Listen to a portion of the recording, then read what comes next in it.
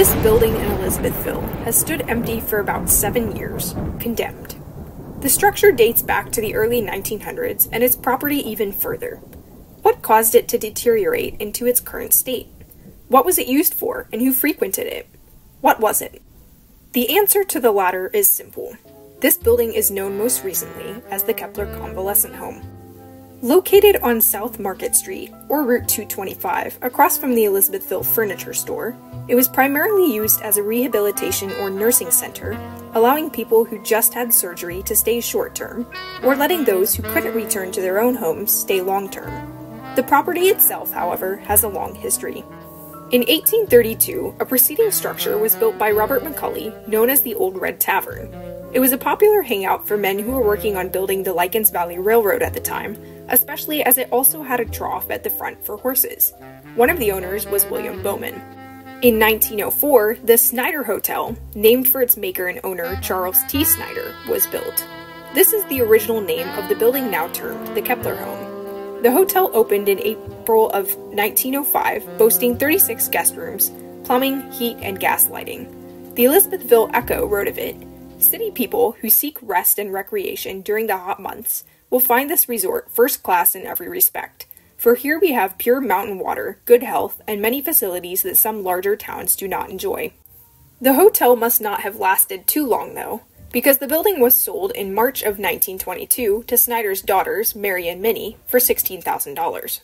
Sadly, it sat for 18 more years until finally Glenn and Mabel Kepler obtained it in 1940, this time for about $87,000.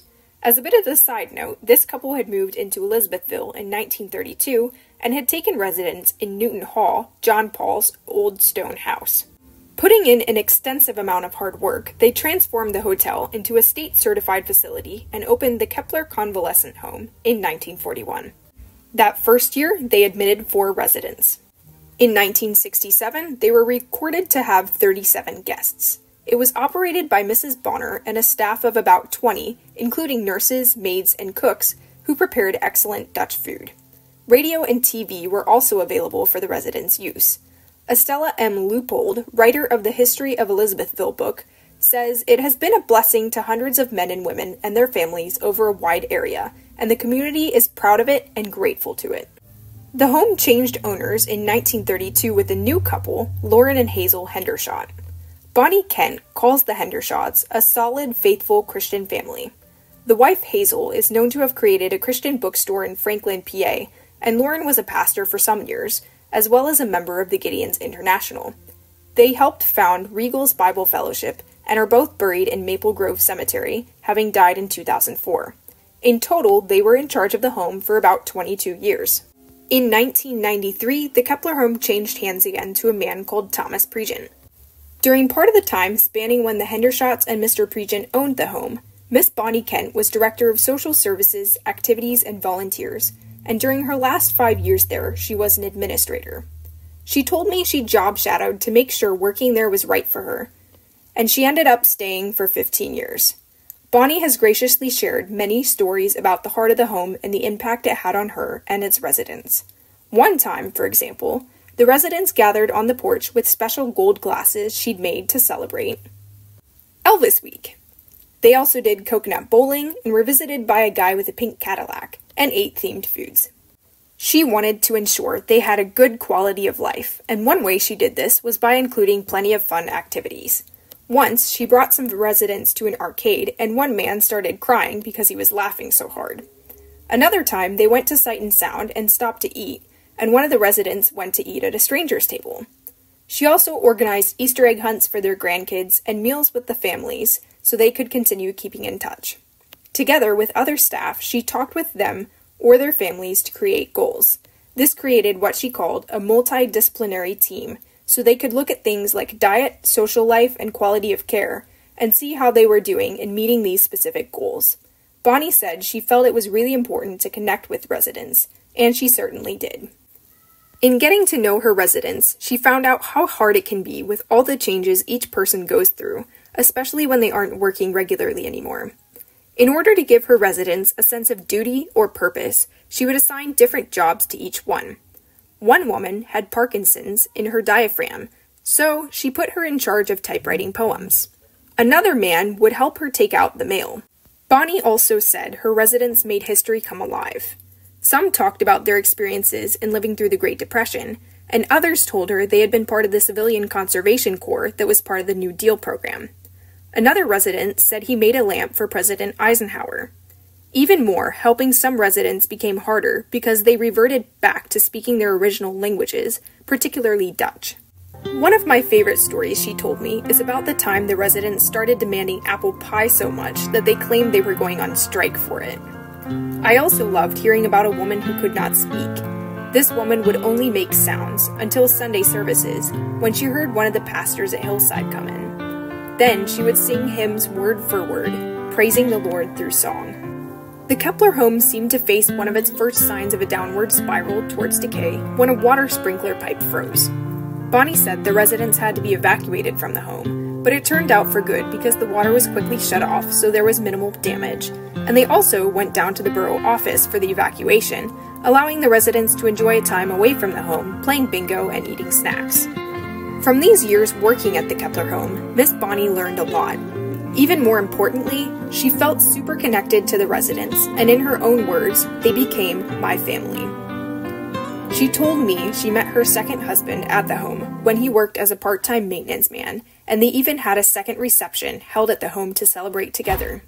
Her father became a short-term rehabilitation patient after he had to have his leg amputated, and she also said there was a time she was invited to go with a group that allowed some people with disabilities to take a vacation, so she even spent her holidays with them.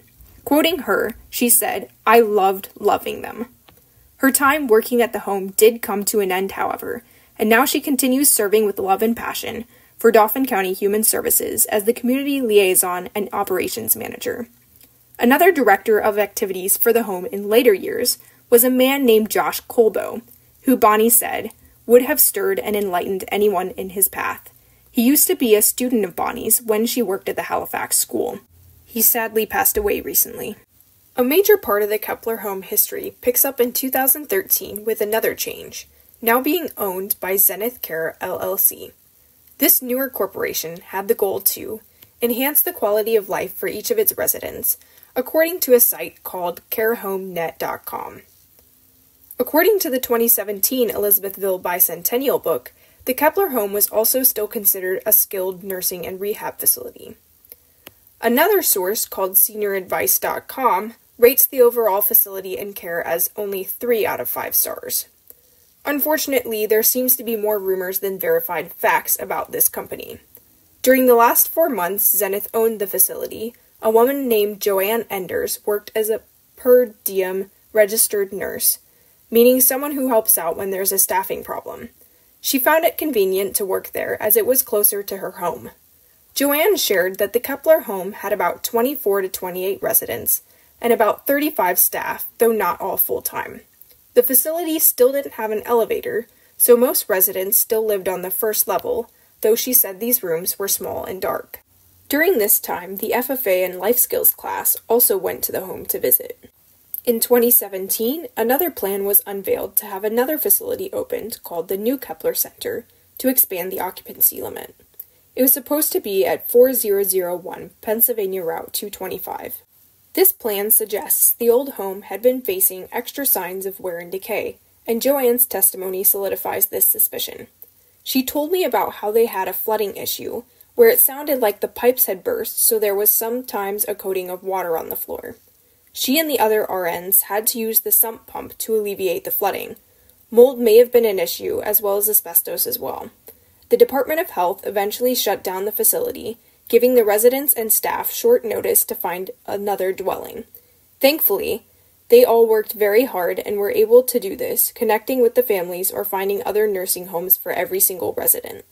Now, in 2024, the home still stands, but there are obvious signs of cracking in the bricks of the building. The top floor is missing a window, and there are other odd broken pieces of wood or other materials. The outer area beyond the porch appears as a soupy, muddy mess, especially after rain, and a sign on the front door says, "Visitors must sign in." Though it seems to have met a sad end, it had many years of good usage, and many people were well cared for and were grateful they could be part of the history of the Kepler convalescent home.